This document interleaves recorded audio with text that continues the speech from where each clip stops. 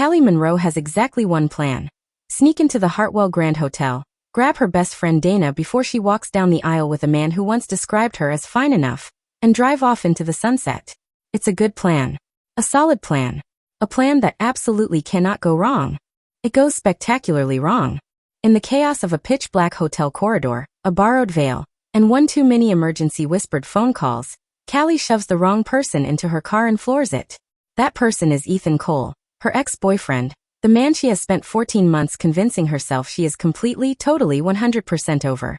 Who is in town as the best man at the very same wedding. Now they're hurtling down the highway together. Ethan is furious, Dana is still trapped in a floral nightmare, and Callie is realizing that the worst plan she's ever had might be leading her straight back to the best thing she ever lost. Welcome to Flustered novel, where love is chaotic, confessions are awkward, and every story comes with butterflies, drama, and a little emotional damage. Grab a snack, get comfortable, and let's dive into today's romance story. Let me be very clear about something. I am not by nature a criminal. I pay my taxes on time. I return library books before the due date. I once chased a stranger 3 blocks down Fifth Avenue because they accidentally dropped a $20 bill.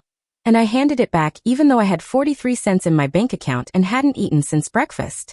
I am, fundamentally, a law-abiding citizen with good intentions, and an unfortunate tendency for those good intentions to collapse into chaos at the exact worst moment.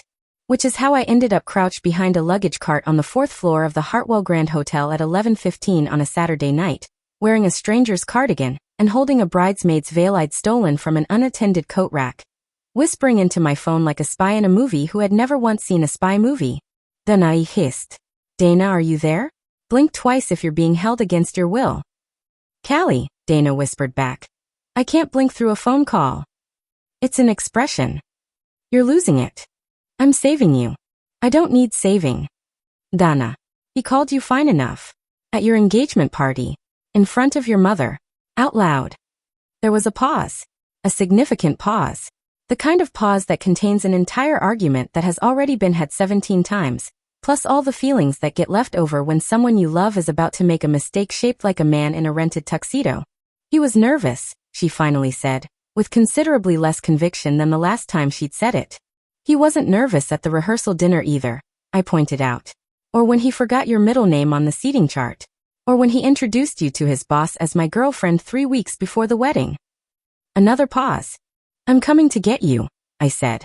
I've got the car on the street level, east side exit. You just have to get to the stairwell, and I'll do the rest. Callie, Dana.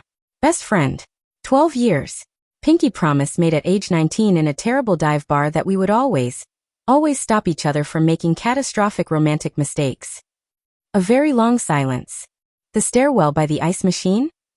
That's the one. Give me 10 minutes. I allowed myself exactly 3 seconds of triumph before the luggage cart I was hiding behind began rolling away from the wall, because a bellhop had just grabbed it, and I was left standing fully exposed in the hallway in someone else's cardigan and a stolen veil, directly beneath a chandelier, looking like a deranged runaway bride. 3 separate hotel guests stared at me. I smiled politely. This was fine. I was fine. The plan was still completely intact. I would like to formally state, for the record, that the plan was not intact. The plan was approximately 45 seconds from total structural failure. And the worst part, the truly spectacular, humiliating, stomach-dropping worst part, was that the catastrophe waiting for me at the bottom of that stairwell wasn't Dana. It was Ethan. Of course it was Ethan. It is always, in my experience, Ethan. The stairwell smelled like carpet cleaner and regret, which felt appropriate.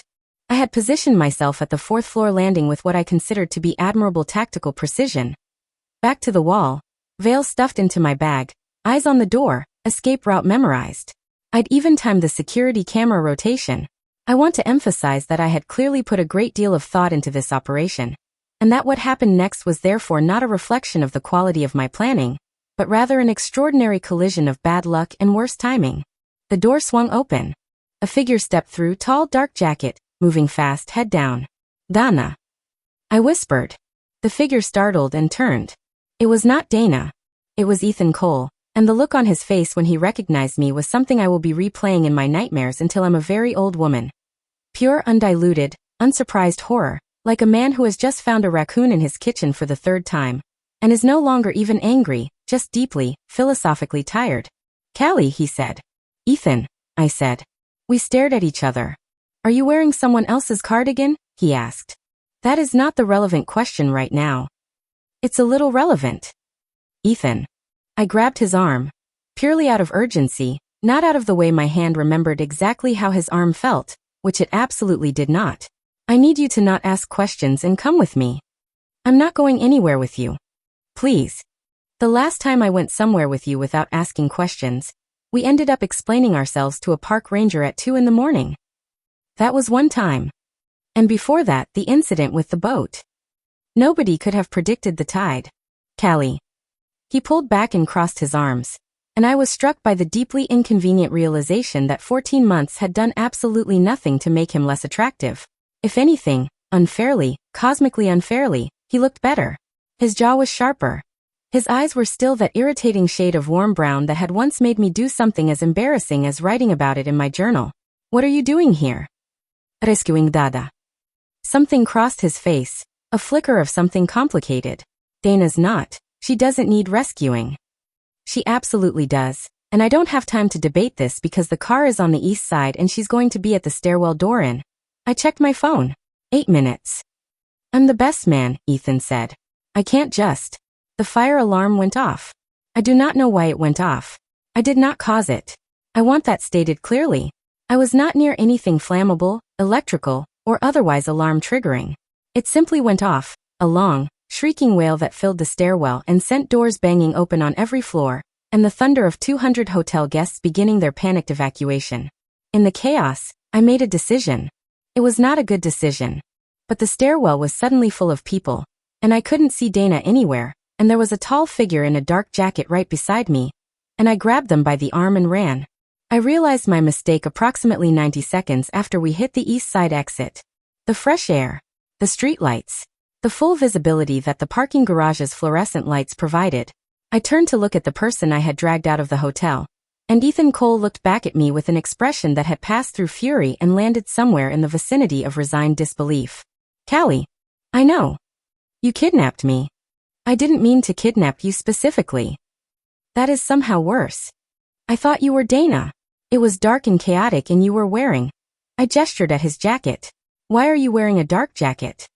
Because I'm the best man, not a highlighter vest. I opened my mouth, closed it, and then did the thing I always do when I have no good argument, which is get in the car. Ethan, and I genuinely still cannot explain this, except that he has always been baffled into compliance by the sheer velocity of my bad decisions. Got in too. We sat in silence for 4 seconds. Dana's still up there, I said. Yes, he said. I have to go back. You just ran out of a hotel dragging me by the arm. I could go back in. There's a fire alarm. I could wait. More silence.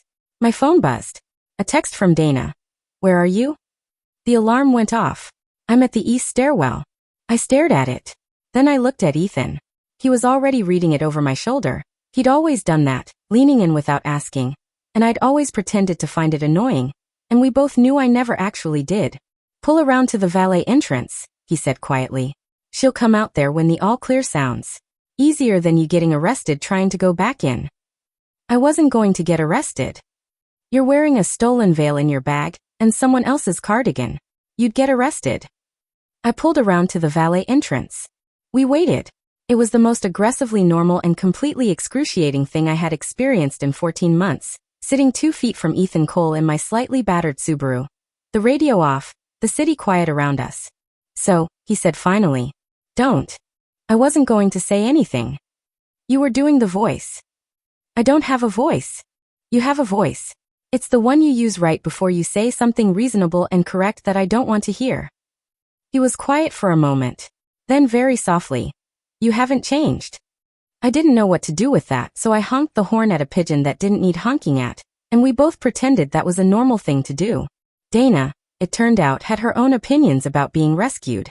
She appeared at the valet entrance 12 minutes later, still in her rehearsal dress, hair slightly wild, a tote bag over one shoulder, and stopped dead when she saw Ethan in the passenger seat. Why? She said. Is Ethan in your car? Accident, I said. She kidnapped me, Ethan said. I didn't mean to kidnap him specifically. Why is the car running? Dana said slowly. Callie. Why is the car running and pointed at the highway exit? I thought we'd take a little drive. A little drive.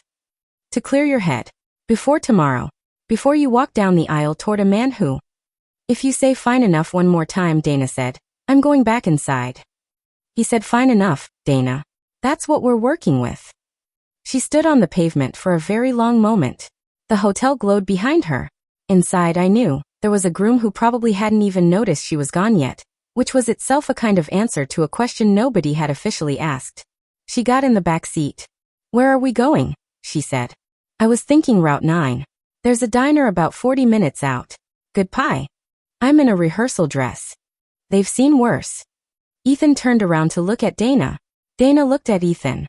Some kind of communication passed between them. The kind that happens when two people have both watched someone they care about spiral for long enough.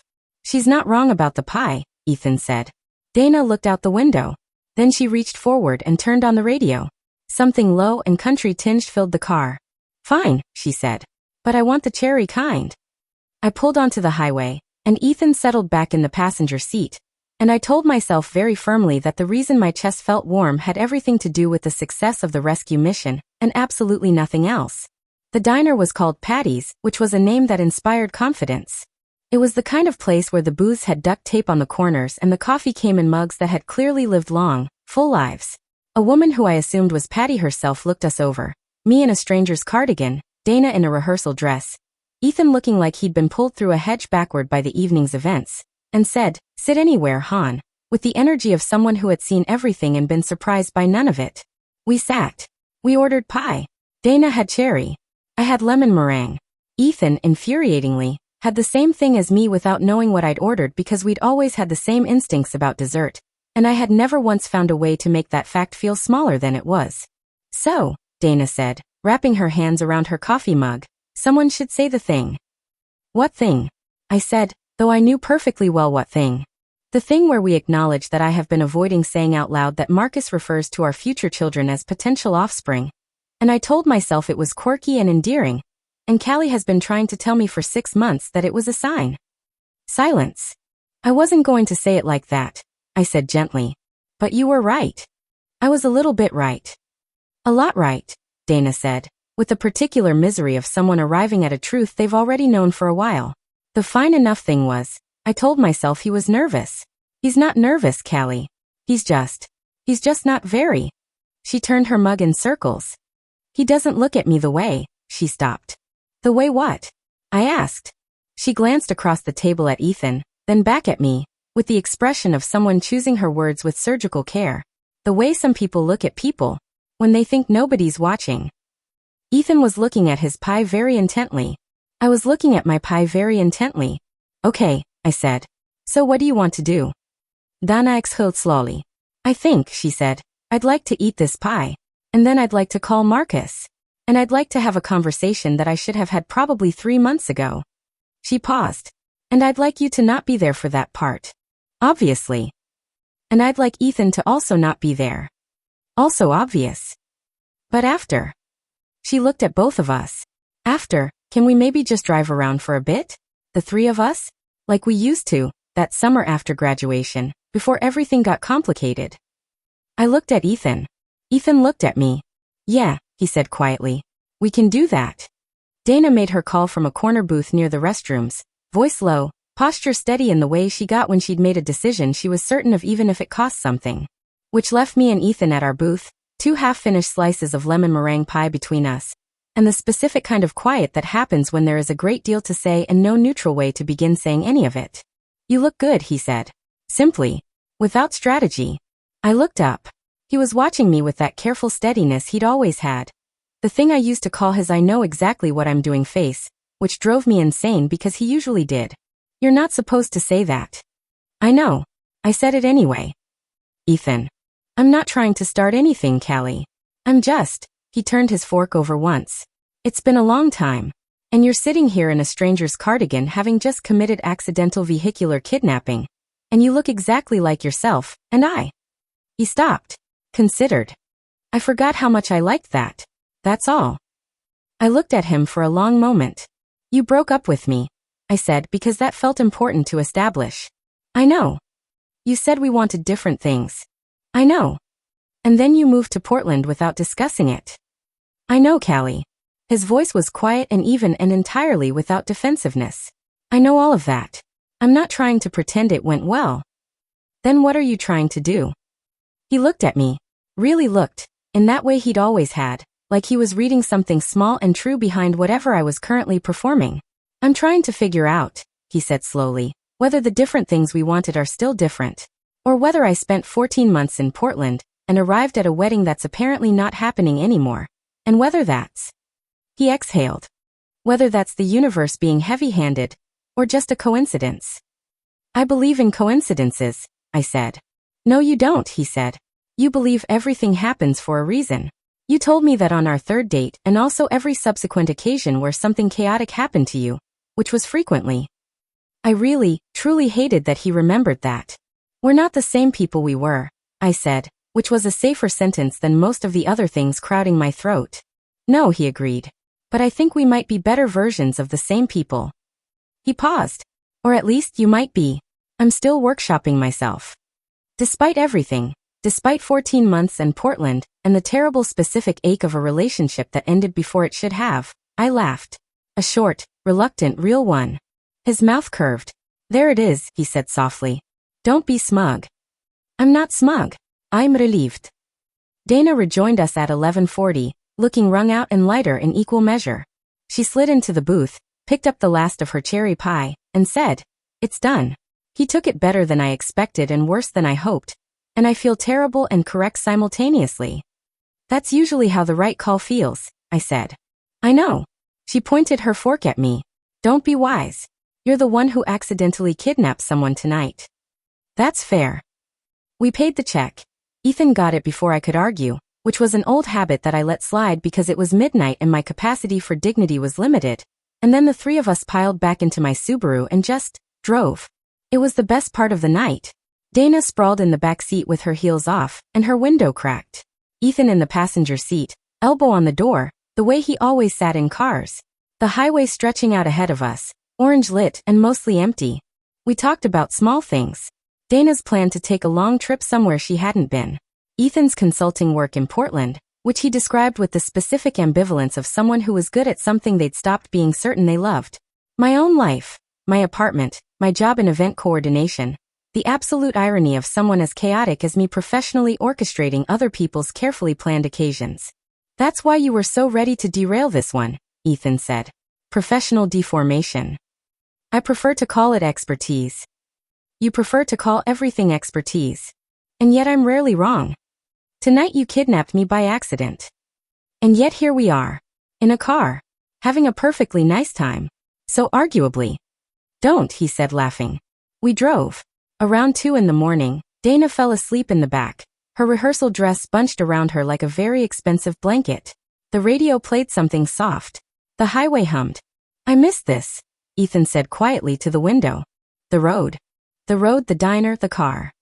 A beat. The company. I kept my eyes on the highway. You could have answered my texts. You stopped sending them. You could have started some. He was quiet for a while. Yeah, he finally said. I could have. It wasn't an apology. It wasn't a resolution. It was something smaller and more honest. An admission offered without a bow on it, that he had made choices and the choices had cost something and he was aware of both. I live here, I said. Still. Same city. Same job, different company. I know, he said. Are you? I kept my voice very steady. Are you still in Portland? He was quiet for a long moment. Long enough that I thought he wasn't going to answer. My lease is up in 6 weeks, he said. I said nothing. He said nothing. The road kept going. We pulled back into the city at 4:15. And the sky was doing that thing it does just before dawn where the dark turns blue in a very specific shade that doesn't exist at any other time of day. I dropped Dana at her apartment first. She hugged me for a long time in the parking lot. The kind of hug that is also an apology and a thank you and a don't mention this for at least a month, all compressed together.